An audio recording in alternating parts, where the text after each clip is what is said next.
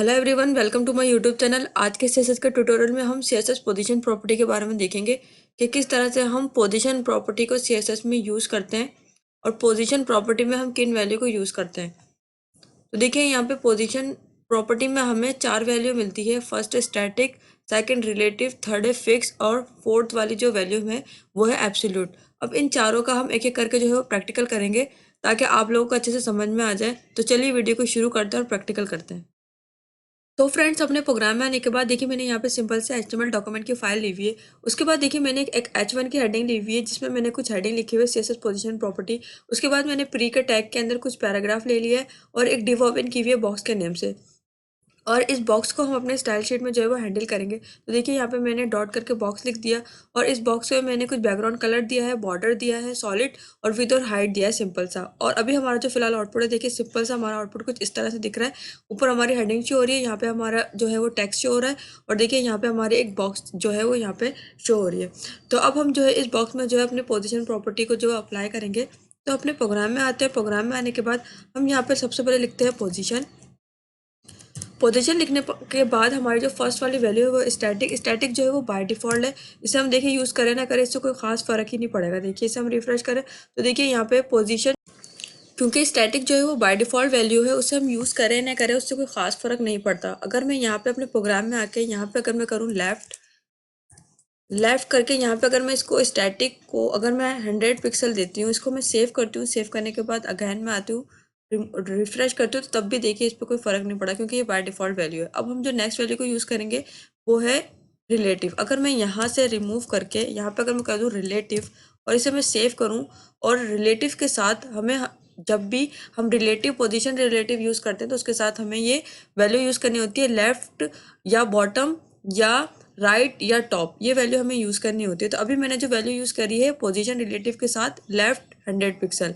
तो देखिए यहाँ, तो इसको हम करेंगे यहाँ पे आके रिफ्रेश। तो देखिए इसकी जो यहाँ पे पोजीशन थी, ये पोजीशन यहाँ से उठ के लेफ्ट की तरफ मूव हो गई क्योंकि हमने इसे लेफ्ट दिया है 100 पिक्सल। अगर अब यहाँ पे जहाँ पे हमने लेफ्ट दिया उसके बाद अगर हम यहाँ पे टॉप कर दें इसको, जैसे 100 पिक्सल ही कर देते हैं हम। सेव करते हैं। सेव करने के बाद अगेन क्रोम पे आएंगे। क्रोम पे आने के बाद यहाँ पे हम रिफ्रेश करेंगे तो देखिए यहाँ पे ये टॉप से भी थोड़ा ये नीचे की तरफ मूव हो गया। तो इस तरह से रिलेटिव जो है वो काम करती है। अब अगर मैं इसको माइनस में करूँ, देखिए अगर मैं इसे माइनस में कर दूँ, जैसे कि मैंने इसको मैं रिमूव कर देती हूँ टॉप को और मैं लेफ्ट को जो है वो माइनस में वैल्यू देती हूँ, तो देखिएगा आप किस तरह से ये वर्क करेगा। देखिए मैंने इसको रिफ्रेश किया तो देखिए ये जो है वो माइनस में वैल्यू चली गई। तो माइनस में वैल्यू जाने की वजह से क्या हुआ, ये हाफ जो है वो स्क्रीन के अंदर चली गई, तो लेफ्ट की तरफ ज़्यादा चले गई। तो इस तरह से माइनस वाली वैल्यू से भी आप यूज़ कर सकते हैं रिलेटिव को। अगर मैं अब यहाँ पे टॉप कर दूँ तो आप देखिएगा, टॉप कर दूं मैं यहाँ पे और इसको मैं सेव करूँ, क्रोम पे आके देखिए मैं रिफ्रेश करूँ तो देखिए ये ऊपर की तरफ जा रहा है। माइनस वाली वैल्यू से देखा आपने कि देखिए माइनस वाली वैल्यू से ऊपर की तरफ जा रहा था। अभी मैंने जब नॉर्मल जो है टॉप 100 दिया था तो वो नीचे की तरफ आ रहा था। तो इस तरह से आप जो है वो माइनस वाली वैल्यू को रिलेटिव में यूज़ कर सकते हैं। यानी कि जिस तरह से हम वाई एक्सिस और एक्स एक्सिस में काम करते हैं उसी तरीके से ये रिलेटिव में जब माइनस वाली वैल्यू को लेफ्ट और टॉप से करेंगे तो इस तरह से ये वर्क करेगी। तो अपने प्रोग्राम में आते हैं और प्रोग्राम में आने के बाद देखिए अगर मैं इसे नॉर्मल कर दूं 100 पिक्सल, क्रोम पे आऊँ तो देखिए यहाँ पे ये अपनी नीचे की तरफ हो गई। देखा, तो इस तरह से जो है वो वर्क करती है। तो आई थिंक आपको समझ में आ रहा होगा रिलेटिव का। तो अब हम जो है नेक्स्ट वैल्यू को यूज़ करेंगे वो है एब्सोल्यूट। कर देती हूँ रिमूव, सेव करती हूँ, अपने एचटीएमएल के फाइल में आती हूँ और अपनी जो हमारी जो टैक्स है पीडी का, इसको मैं कॉपी करती हूँ। कॉपी करने के बाद अपनी जो डी वेस के बाद अगेन जो है वो मैं पेस्ट कर देती हूँ। पेस्ट करने के बाद हम क्रोम पे आके इसको रिफ्रेश करेंगे तो देखिए अभी हमारा जो नीचे टेक्स्ट है कुछ इस तरह से दिख रहा है। तो अब हम आते हैं अपने सीएसएस की फाइल में और सीएसएस की फाइल में आने के बाद हम यहाँ पे लिखते हैं पोजीशन। पोजीशन हम लिखते हैं एब्सोल्यूट। इसको सेव करते हैं। सेव करने के बाद क्रोम पे आएंगे और हम करेंगे इसको रिफ्रेश। रिफ्रेश किया तो देखिए ये देखिए, जब हम एब्सोल्यूट किसी भी एलिमेंट में लगाते हैं, एब्सोल्यूट जो है वो हम किसी भी टैग या एलिमेंट वगैरह में अप्लाई कर सकते हैं। तो देखिए अभी जो है वो इसके पीछे चलेगी। एब्सोल्यूट वाली वैल्यू से क्या होता है कि वो इसके जेड इंडेक्स में चली जाती है। अगर मैं अब यहाँ पे देखिए, अगर मैं यहाँ पे आके लेफ्ट करूँ, लेफ्ट कर देती हूँ मैं इसको, टॉप कर देती हूँ, सॉरी टॉप कर देती हूँ मैं इसको और टॉप कर देती हूँ मैं 100 पिक्सल और इसको मैं सेव करती हूँ। सेव करने के बाद क्रोम पे आके इसको मैं करूँगी रिफ्रेश। तो देखिए ये जो एब्सोल्यूट वाली वैल्यू है वो अकॉर्डिंग टू स्क्रीन काम करती है, जो हमारी स्क्रीन है ना पूरी, इसके अकॉर्डिंग ये काम करती है। अब अगर मैं इसे यहाँ पे आके लेफ्ट भी कर दूँ, अगर मैं यहाँ पे 200 पिक्सल, इसको मैं सेव करती हूँ। सेव करने के बाद क्रोम पे आके इसको रिफ्रेश करेंगे तो देखिए ये अकॉर्डिंग टू स्क्रीन काम करती है। देखिए इसकी जो ये एब्सोल्यूट वाली वैल्यू से ये बराबर से जो अपनी पोजीशन थी वो यहाँ से उठ के यहाँ से इस तरफ मूव हो गई। तो एब्सोल्यूट वाली वैल्यू को आप इस तरह से यूज़ कर सकते हैं। और अब अगर मैं इसे माइनस में दूँ, देखिए अगर मैं इसे यहाँ पे माइनस में वैल्यू दे दूँ, देखिएगा अभी आप, मैं माइनस में वैल्यू दे देती हूँ और इसको मैं रिमूव कर देती हूँ, इसको मैं सेव करती हूँ और यहाँ पे आके देखिए अकॉर्डिंग टू स्क्रीन काम करती है ये। तो देखिए ये माइनस से ये ऊपर की तरफ चली गई। और अब जो है मैं आप लोग को एब्सोल्यूट वाली जो वैल्यू है इसे एक डिफरेंट तरीके से और बताऊंगी, ताकि आप लोग का और कॉन्सेप्ट जो है वो इजीली क्लियर हो जाए। क्योंकि अभी जो हमारी एब्सोल्यूट वाली वैल्यू है वो एक पूरी स्क्रीन के अकॉर्डिंग काम कर रही है, पूरी हमारी जो ये स्क्रीन है उसके अकॉर्डिंग काम कर रही है। लेकिन अगर हम इसे को एक डिफ के अंदर, एक एलिमेंट के अंदर अप्लाई करें तो वो किस तरह से अप्लाई होगा। तो अपने प्रोग्राम में आते हैं और प्रोग्राम में आने के बाद हम अपने HTML की फाइल में आएंगे और HTML की फाइल के अंदर आने के बाद हम ये जो हमारी जो एक बॉक्स वाली डिव बनी हुई है इसके अंदर इसको हम करते हैं कॉपी। कॉपी करने के बाद इसको हम करते हैं कट। कट करने के बाद एक हम डिव लेते हैं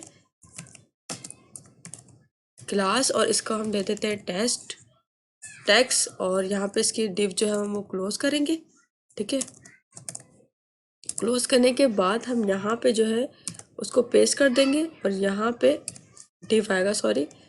तो यहाँ पे हमने डिव लिया तो देखिए अभी हमने 2 डिव बना लिए। और अब ये जो टेक्स्ट वाला है हमारी डिव, इसको हम CSS में हैंडल करेंगे। तो अपने प्रोग्राम में आके हम क्या करते हैं, यहाँ पे आके डॉट टेक्स्ट लिखते हैं और यहाँ इसमें दे देते हैं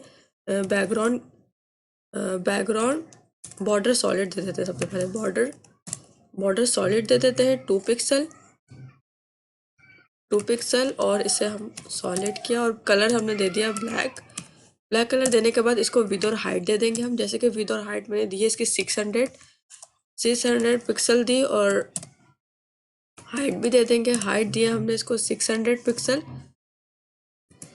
और अब हम वो हमारी जो पेरेंट वाली डिव है उसको हम बैकग्राउंड कलर दे देते हैं। बैकग्राउंड कलर हम कुछ भी दे देते हैं, जैसे एक्वा दे देते हैं।